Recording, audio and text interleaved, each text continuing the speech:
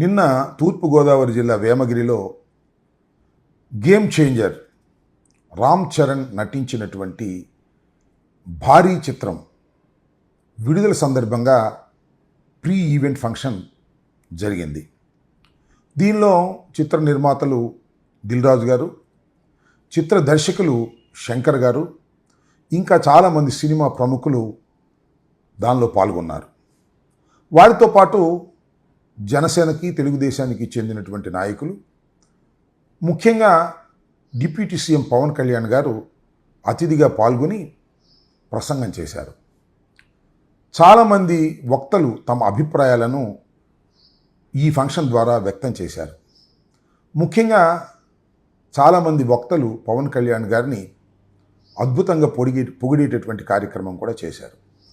దానిలో శంకర్ గారు పవన్ కళ్యాణ్ గారి గురించి ఒక మంచి మాట చెప్పారు. శంకర్ గారి అమ్మాయి మ్యారేజ్కి కార్డు ఇవ్వడానికి వెళ్ళినప్పుడు పవన్ కళ్యాణ్ గారు వారికి చేసినటువంటి మర్యాద గురించి ఆయన చెప్పినప్పుడు నాకు కూడా నిజమే అనిపించింది. ఎందుకంటే పవన్ కళ్యాణ్ గారు మా అమ్మాయి వివాహానికి కూడా నేను కార్డు ఇవ్వడానికి వెళ్ళినప్పుడు చాలా గౌరవంగా, చాలా చక్కగా ఆయన రిసీవ్ చేసుకోవటం, తరువాత కారు దాకా వచ్చి పంపించటం చేశారు. ఆయన ఎవరినైనా చాలా గౌరవంగా చూసేటటువంటి లక్షణం ఉన్నటువంటి వ్యక్తి. నేను జగన్మోహన్ రెడ్డి గారి తర్వాత అంత గౌరవంగా వ్యక్తుల్ని చూసేటటువంటి వ్యక్తి పవన్ కళ్యాణ్ గారని నేను కూడా నమ్ముతాను. దానిలో ఏ విధమైన సందేహము లేదు. కానీ దాంతోపాటుగా పవన్ కళ్యాణ్ గారిని గేమ్ చేంజర్లో హీరో అయినటువంటి అన్న కొడుకు మన రామ్ చరణ్ గారు చాలా పెద్ద ఎత్తున పొగిడారు. అది వేరే అంశం. దానిలో కూడా కొంత రాజకీయ మసాలా కూడా వేసేటటువంటి ప్రయత్నం చేశారు. ఆ విషయాలను పక్కన పెడితే దీనిలో ప్రధానంగా పవన్ కళ్యాణ్ గారు మాట్లాడుతూ కొన్ని విషయాలను లేవనెత్తారు. అదేంటంటే సినీ రంగానికి రాజకీయ రంగులు మేము అద్దాం, ఇంతకుముందు అద్దారు అనేటువంటి భావన కలిగే విధంగా. రెండో అంశం ఏంటంటే హీరోలు వచ్చి మా దగ్గర వంగి సలాములు చేయాల్సిన అవసరం లేదు, టికెట్ ధరలు పెంపు విషయంలో నిర్మాతలు వచ్చి మమ్మల్ని అడిగితే చాలు అనేటువంటి పద్ధతుల్లో ఒకటి. రెండో అంశం ఏంటంటే అసలు టిక్కెట్లు ధరలు డిమాండ్ సప్లై మీద ఆధారపడి ఉంటాయి. డిమాండ్ సప్లై మీద ఆధారపడి ఉన్నప్పుడు, డిమాండ్ ఉన్నప్పుడు ధర ఎక్కువగా ఉంటుంది, ఆ ధర ప్రకారం కొనుక్కుంటారు అని డిమాండ్ సప్లై మీద ఆధారపడే సూత్రాన్ని ఆయన ఇక్కడ చెప్పారు. ఇంతకుముందు కూడా చెప్పారు. జగన్మోహన్ రెడ్డి గారి ప్రభుత్వంలో కూడా ఇదే విషయాన్ని ఆయన చెప్పినటువంటి సందర్భం ఉంది. ఇక్కడ జెంటిల్మెన్ సినిమా గురించి ఎవరైతే శంకర్ దర్శకత్వం వహించారో ఆ జెంటిల్మెన్ సినిమా చూడటానికి పవన్ కళ్యాణ్ గారు బ్లాక్లో టికెట్ కొనుక్కుని వెళ్ళానని, ఆ బ్లాక్లో ఎక్కువ మొత్తంతో కొనుక్కున్నటువంటి డబ్బు నిర్మాతకు, హాలు వారికి చేరదు కాబట్టి టికెట్లు పెంచడం సమంజసము అనేటువంటి మాట మాట్లాడారు. దీన్ని నేనేం తప్పు పట్టడం లేదు. కానీ డిమాండ్ సప్లై మీద ఆధారపడి టిక్కెట్లు ఉంటే ఇంకా ప్రభుత్వాలు జోక్యం చేసుకోవాల్సిన అవసరం ఏముంటుంది అనేది నాకు ఉన్నటువంటి సందేహం. నిర్మాతలు, థియేటర్ వారు నిర్ణయించుకొని టికెట్ ధరలు ప్రకటించుకోవచ్చు. ప్రభుత్వం దానిలో పాత్ర వహించవలసినటువంటి అవసరమే లేదు. అందువల్ల పవన్ కళ్యాణ్ గారు ఇవాళ అధికారంలో ఉన్నారు కాబట్టి, ప్రభుత్వంలో కీలక పాత్ర పోషిస్తున్నారు కాబట్టి, మీరు చెప్పినటువంటి సిద్ధాంతం నిజమే అయితే ప్రభుత్వం సినిమా ధరల మీద, టిక్కెట్ల మీద ఏ విధమైన అజమాయిషీ చేయవలసిన అవసరం లేదు అనేటువంటి మాట మాట్లాడి ఒక జీవో రిలీజ్ చేయండి. థియేటర్ యజమానులు, అదేవిధంగా నిర్మాతలు మాట్లాడుకొని ఒక టిక్కెట్ రేటు ప్రతి సినిమాకి కూడా ప్రకటించుకోండి, అది మీ ఇష్ట ప్రకారం చేసుకోండి అని ప్రకటించవచ్చు కదా. ప్రభుత్వం దీనిలో ఎందుకు ఇంటర్ఫీర్ కావాలి అనేటువంటి పద్ధతుల్లో మాట్లాడారు. నాకు చాలా విచిత్రంగా అని కూడా అనిపించింది. దీనిలో చాలా ఇష్యూస్ దీనిలో ఇమిడి ఉన్నాయనే విషయాన్ని పవన్ కళ్యాణ్ గారు గమనించాలనేది నేను ఈ సందర్భంగా చెప్పదలుచుకున్నాను. సరే, ఇప్పుడు ఆయన ఏమన్నారంటే హీరోలు వచ్చి వంగి సలాం చేసి వాళ్ళందరూ ముఖ్యమంత్రులు కలుసుకొని వారి దగ్గర టిక్కెట్లు పెంచమని అడగాల్సిన అవసరం లేదు అన్నారు. మంచిదే. నేను ఇక్కడ అడుగుతా ఉన్న ఒక మాట, మీరు ఇందాక చెప్పినటువంటి అంశం టిక్కెట్లు ధరలు డిమాండ్ మీద, సప్లై మీద ఆధారపడతాయని హీరోలు వచ్చి ముఖ్యమంత్రులు అడగాల్సిన అవసరం లేదు అనుకున్నప్పుడు, మరి నిన్నగాక మొన్నే కదా తెలంగాణలో, అది కూడా తెలుగు సినిమా పరిశ్రమకు సంబంధించినటువంటి కేంద్రమే కదా, అదే ప్రధానమైనటువంటి కేంద్రం కూడా, అక్కడ శాసనసభాముఖంగా రేవంత్ రెడ్డి గారు చాలా స్పష్టంగా ప్రకటించారు. నేనున్నంత వరకు టిక్కెట్లు ధరలు పెంపు కానీ, ప్రత్యేకమైన షోలు వేయటం కానీ, వారికి స్పెషల్ ప్రివిలేజెస్ కల్పించడం కానీ జరగదు అని శాసనసభలో గట్టిగా చెప్పినప్పుడు మరి మీరు దాన్ని ఖండించాలి కదా. మన రాష్ట్రం కాకపోవచ్చు, కానీ సినిమా రంగానికి సంబంధించినటువంటి ప్రాంతం, తెలుగు సినిమా రంగానికి సంబంధించినటువంటి ప్రాంతం కాబట్టి దాని మీద మీరు నోరు విప్పుకోకుండా కన్వీనియంట్గా ఎలా తప్పుకున్నారనేది ఇక్కడ నా అంశం. स्पेशल प्रिविलेज मांगे तो ये सरकार में नहीं मिलने वाले। मैं जब तक मैं कुर्सी में रहता हूं तब तक नहीं देता हूं। मेरा जिम्मेदारी तेलंगाना आम जनता का जान बचाने का मेरा जिम्मेदारी है। उन लोगों के लिए कोई भी तकलीफ दिए, उन लोगों को कांग्रेस सरकार ने, मेरे सरकार ने छोड़ने वाला नहीं है। రెండో అంశం ఏంటంటే, హీరోలు వచ్చి సలాములు పెట్టి టికెట్ల ధరలు అడగాల్సిన అవసరం లేదు అన్నారు, మంచిదే.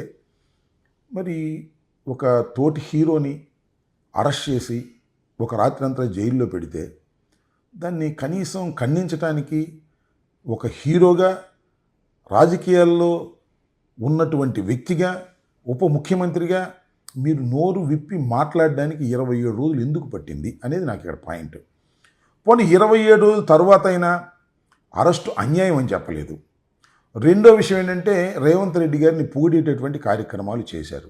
ఎందుకు ఈ రకమైన ద్వంద్వ వైఖరి మీరు అవలంబిస్తున్నారు?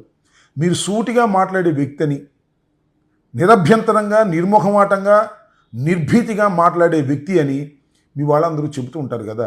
ఎందుకు ఇక్కడ ఈ ద్వంద్వ వైఖరి వహించాల్సి వచ్చిందో కూడా మీరు ప్రజలకు సమాధానం చెప్పాల్సినటువంటి అవసరం ఉంటుందనేది నా అభిప్రాయం. చాలామంది అంటారు, నేను వీడియో చేసినప్పుడు కూడా కింద అప్పుడప్పుడు కామెంట్స్ చూస్తున్నా, మిమ్మల్ని గురించి మేము మాట్లాడడం తప్పుగా మాట్లాడుతున్నారని కామెంట్స్ పెడుతున్నారు. నేను ఒకటే చెప్తున్నా, నేను మాట్లాడే ప్రతి విషయానికి లాజిక్ ఉంటుందనేది కూడా ఈ సందర్భంగా నేను చెప్తున్నా.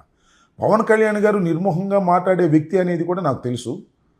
అదేవిధంగా అందరికీ గౌరవం ఇచ్చేటటువంటి వ్యక్తి అని కూడా నాకు తెలుసు. అయితే ఇక్కడ అంశం ఏంటంటే, పవన్ కళ్యాణ్ గారు స్లోగా దాని నుంచి బయటకు వచ్చేస్తున్నారు.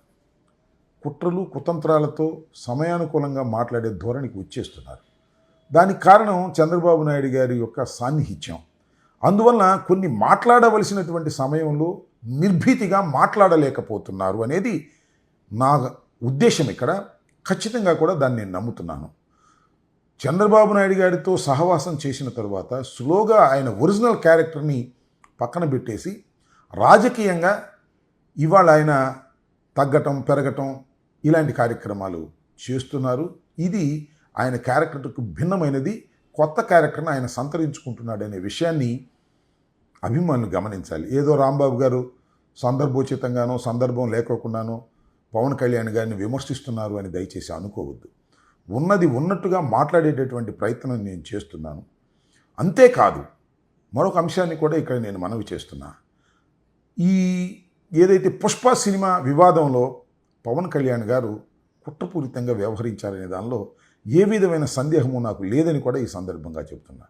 ఇప్పటికీ ఎప్పటికీ చెప్తున్నా, పుష్ప సినిమాకు వెళ్ళినప్పుడు, అర్జున్ వెళ్ళినప్పుడు జరిగిన తొక్కిసలాటలో మరి రేవతి మరణించడం అనేది దురదృష్టం. అయితే it is purely an accident. అతనికి ఏ విధమైన దురుద్దేశము లేదు. అలాంటి దురుద్దేశం లేని, ఇంటెన్షన్ లేని, నెగ్లిజెన్స్ లేనటువంటి ఒక హీరోని, నీ తోటి హీరోని, సరే బంధువు కూడా, నీకేదైనా కోపం ఉంటే ఉండొచ్చు, విశాల దృక్పథంతో ఆ రోజు మీరు బయటకు వచ్చి మాట్లాడకపోవటం అనేది చాలా దురదృష్టకరమైనటువంటి పరిణామం. దీన్ని మీరు ఎప్పటికీ సమర్థించుకోలేని విషయాన్ని కూడా నేను చెప్పదలుచుకున్నాను. అయితే చివరిగా 2 విషయాలు నేను చెప్తున్నాను. ఒకటి, హీరోలు వంగి వంగి దండాలు పెట్టుకోవాలని ఎవరు అనుకోరు. మీరు కూడా మర్చిపోయారేమో, అజ్ఞాతవాసి సినిమాకి టిక్కెట్లు పెంచడం కోసం ఆ రోజున కేసీఆర్ గారిని వెళ్ళి మీరు కలుసుకున్నారు. అది మీరు మర్చిపోతున్నారు. ఎవరిను కలిసినా కలవకపోయినా తెలుగు చలనచిత్ర సీమ ముందుకు వెళ్ళాలని, అభివృద్ధి చెందాలని మనస్ఫూర్తిగా మేము కోరుకుంటాం. ధరలు పెంపు తక్కువ ఇవన్నీ కూడా మీ ఇష్టానుసారం కాకుండా సామాన్యుడికి అందుబాటులో ఉండే విధంగా కూడా చేయాల్సినటువంటి బాధ్యత ప్రభుత్వానికి, నియంత్రించాల్సిన బాధ్యత ప్రభుత్వానికి ఉంటుంది. తప్పనిసరిగా ధరలు పెంచవలసినప్పుడు పెంచవలసిందే, తగ్గించవలసినప్పుడు తగ్గించవలసిందే. సామాన్యుణ్ణి, వినోదాన్ని పొందాలని కోరుకుంటున్న సామాన్యుణ్ణి కూడా దృష్టిలో పెట్టుకొని మీకు నష్టం లేకోకుండా జగన్మోహన్ రెడ్డి గారు చాలా సందర్భాల్లో చెప్పారు 100 కోట్లకు మించి వ్యయమవుతున్న చిత్రాలను ప్రత్యేకంగా చూడాలని ఆ రోజున చెప్పిన విషయాన్ని మీరు మర్చిపోయారని అనుకుంటున్నాను. కాబట్టి చివరిగా నేను చెప్పదలుచుకుంది ఏంటంటే పవన్ కళ్యాణ్ గారు మీరు రుజుమార్గంలో మాట్లాడడానికి ప్రయత్నం చేస్తే సంతోషిస్తారు. అలా కాకోకుండా కప్పదాటుగా వ్యవహరిస్తే మీ క్రేజ్ డౌన్ అయిపోతుందనే విషయాన్ని కూడా ఈ సందర్భంగా గుర్తు చేస్తున్నాను.